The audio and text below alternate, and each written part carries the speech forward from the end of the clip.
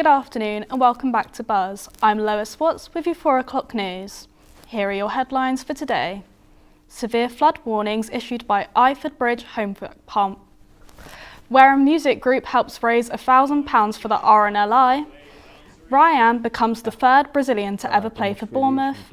And Bournemouth Uni alumni Bradley Curry gets World Cup call-up. A dangerous to life warning has been issued for Lower Stour at Iford Bridge Home Park following reports of deep and fast-flowing floodwater.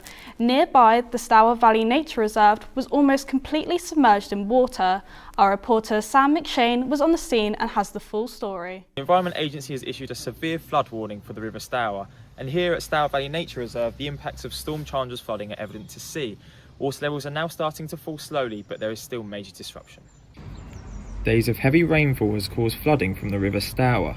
Rapidly rising river levels near Iford have prompted officials to issue a risk-to-life flood warning and telling residents to evacuate as quickly as possible.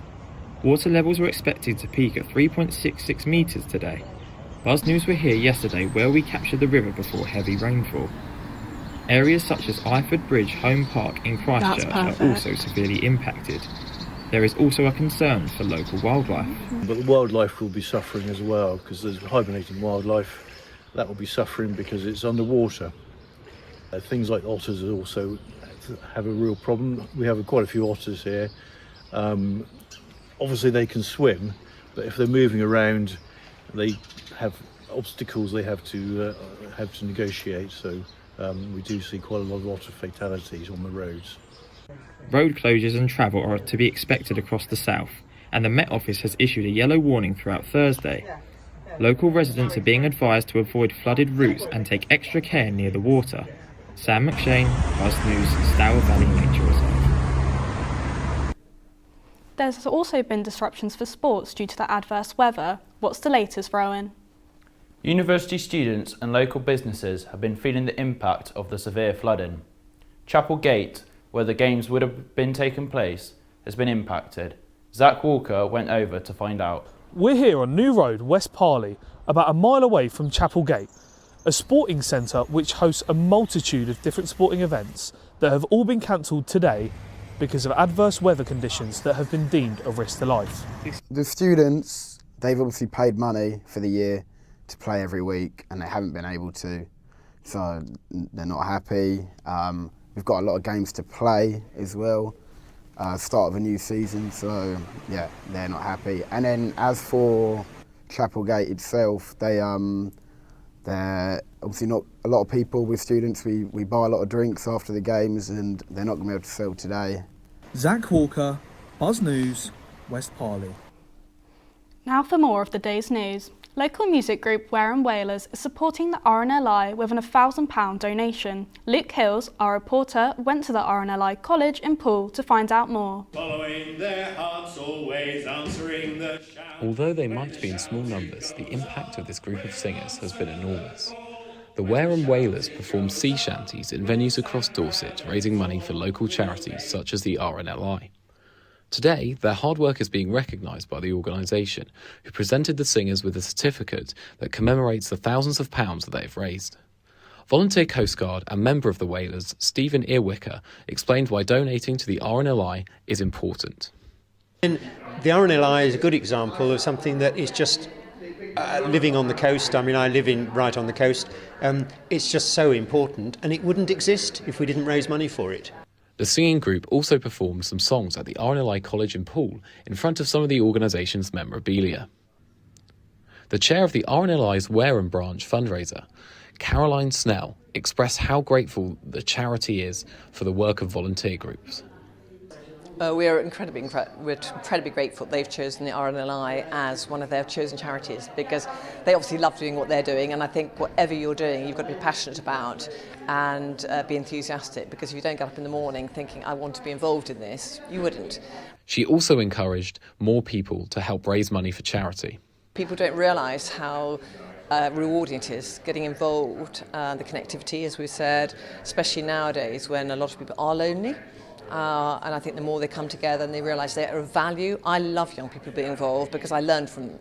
The shanties don't stop for the Whalers, who will have more concerts throughout the year as they continue to make a positive impact on the coastal community. Luke Hills, Buzz News, Poole. Dame Sarah Mullally was confirmed as the Archbishop of Canterbury today. Mullally, who holds an honorary doctorate from Bournemouth University, is now the first female Archbishop in 1,400 years. We caught up with the people of Bournemouth to hear their thoughts. It is time we had a new brush, a new sweep. We must have more representation from the other half of the population, the females. So good for her, I say. I'm very pleased. I think it's great. I think women should be head of church. I'm really pleased to hear it. I knew nothing about it, and I think it's brilliant. You know, the more women we have in positions of authority in the church and in other areas of life, the better. Bournemouth, Christchurch and Poole Council have launched a draft of their homelessness and rough sleeping strategy. There has been a 70% reduction in emergency accommodation use in the last 6 months. Councillor Matthew Gillett explains the importance of prioritised funding in order to tackle the issue further. If there was more funding, I think you would be able to tackle some of the remaining 30%. The weak point isn't the funding for homelessness, but the weak point is the funding for health and adult social care to assist people who are on the streets. It's International Lego Day, and across Bournemouth, care homes have been providing that there is no age limits to celebrations. They are bringing communities together and focusing on teamwork by building Lego. Dulcie Barnum went to the Magna Care Centre to see them in action.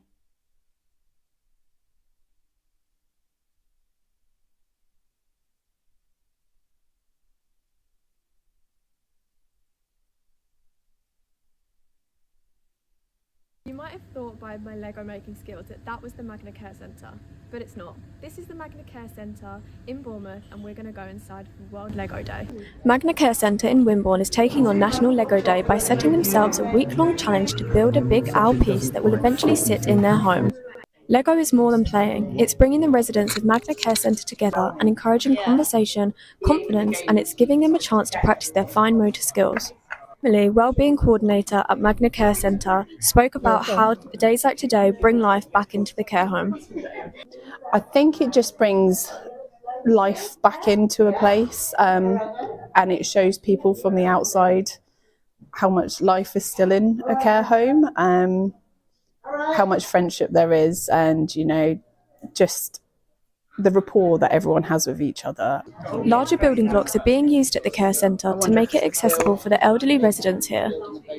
Magna hopes that by setting this challenge and inviting the public in to help build the owl, it can create a welcoming space for interactions within the care home and spark excitement. Opportunities for filmmakers are always growing in Dorset, with Purbeck Film Festival being one of the main doorways into the industry for current graduating students. Tiana Hines has the story.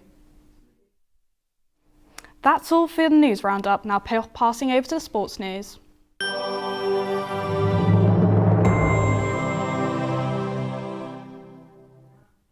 Hello, I'm Rowan Fox and this is your sports news.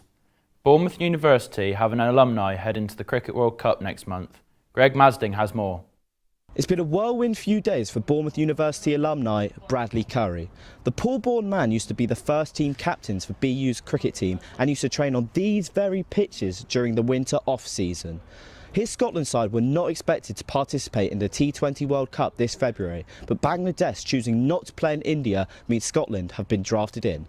Curry is looking forward to playing in his second World Cup. Yeah, it's obviously a dream come true to be playing in a World Cup. To have my second one is even better. I feel a little bit of revenge is needed. I owe it to the World Cup. So the last one I played in, I got injured. And obviously the boys were so close last time. So from a personal note, there's obviously that real hunger to put that wrong right and hopefully try and get out the group stage this time. Bournemouth fan Curry was at the Vitality Stadium on Saturday night for the dramatic 4-3 win against Liverpool when he got the call to say that he was in the Scotland squad. Drawn into a group with England, West Indies, Italy and Nepal, Curry hoped that his Scotland side can use the unexpected opportunity to cause some shocks. I think it could be a fascinating group, and I think for all neutrals as well as sort of from a Cricket Scotland point of view, obviously, I just hope there's a bit of drama in this group, and you know, hopefully we can be there to cause it, because ultimately it's a bit of a free hit for us. AFC Bournemouth announced their full signing of the January transfer window. bringing in 19-year-old Brazilian forward Rayan from Vasco da Gama. He joins for a reported fee of £30 million. Rayan is looking forward to the opportunities the club can offer. Estou muito feliz, muito honrado de estar aqui. É projeto esportivo que fizeram para mim, muito feliz. É clube que desenvolve talentos, então estou muito feliz de estar aqui. Espero dar muita alegria para a torcida. The Brazilian joins the Cherries in a crucial part of the season, where their injury list is 8 names long. This is on top of leading goalscorer Antoine Semenyo departing the club to join Manchester City. Vasco da Gama journalist Bruno Marito says Bournemouth was the ideal club for Rayan. And Bournemouth now seems to be the club that can develop Rayan in the Europe before the next big stage. Rayan becomes only the third Brazilian to sign for the Cherries, after Norberto Neto and current striker Evan Nilsson. Vasco da Gama, Rayan's previous club, have history of the Premier League. Philippe Coutinho, Dimitri Payet and current Chelsea midfielder Andre Santos have all played for the Rio de Janeiro club. Marito says Rayan's positional versatility can offer a replacement for Antoine Semenyo. As Vasco and the best players in Brazil in this position, like a forward that he can press, can shoot from long distance, and can play on all positions in the attack, like on the wide, on the center. And I think that what Bournemouth saw in Rayan to replace Semenyo, because Semenyo can play in all the positions on the attack too. Yeah. Rayan could feature as soon as Saturday, where Bournemouth travel to Wolves as Andone Iraola's side look to build on their 3-2 win against Liverpool. Finn Payne, Buzz News, Bournemouth. Dorchester Town were perfect from the spot in their penalty shootout against Portland United to reach the Dorset Senior Cup final. It was Portland's Ben Morris who was the only player to miss in the whole shootout, despite scoring during the game. Moritz Bear has more. This is the moment that James Cope put Dorchester Town through to the Dorset Senior Cup final. During the game, Dorchester had a massive chance to win the game in normal time with the scores level at 1-1. However, Portland's Harry Foden saved the penalty in the 83rd minute to take the game straight to penalties after the full 90 minutes. 17-year-old keeper Lucas Phillips produced a remarkable save for the Magpies after a retake was awarded due to him being off the line for the first penalty against Portland in the shootout. Dorchester Town manager Tom Killick was only just satisfied with the way his team played, but mostly only due to the win. The only bright spots really with the young lads to keep young Lucas Phillips has obviously been brilliant during the game, and you know he's come up trumps in the penalty shootout, and by the end we've had 4 young lads out on pitch, so 5 in total. So I thought they showed up really well, but other than that, in terms of the senior players, just not really what I was looking for. Killick believes his team should have done better as the favourites. I wasn't overjoyed with our performance. I felt, I picked a side that I thought would be strong enough to win the game. And although we've ended up winning it, it wasn't quite in the manner that I'd hoped. But I suppose the be-all and end-all is to get through, and that's what's happened. Dorchester Town will face Weymouth in the final of the Cup, with the date yet to be announced. Moritz Bear, Buzz News, Dorchester Town. Bournemouth under-21s defeated Sheffield United 2-1 in the Premier League Cup after a brace from Eugene Nyarko.